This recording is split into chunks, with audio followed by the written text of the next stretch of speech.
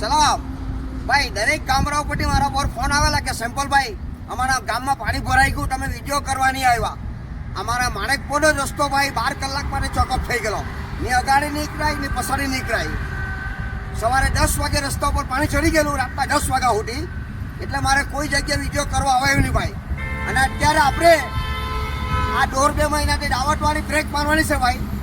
કારણ કે અત્યારે જે બધી ગમે ત્યાં લાશો નીકળતી છે બધી, બહુ નુકસાન છે દરેક જગ્યાએ.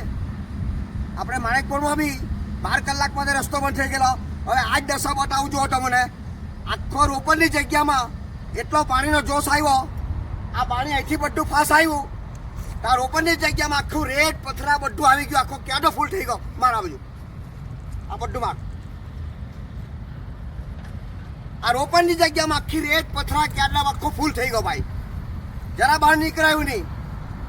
એટલે અત્યારે 1.5-2 મહિના માટે દાવતની બ્રેક મારવાની છે.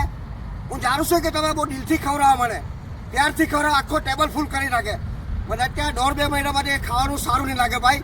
બહુ આ ગુજરાતમાં બહુ નુકસાન થઈ ગયું છે ભાઈ. અને જેમ બને તેમ આસામમાં મદદ આપો ભાઈ.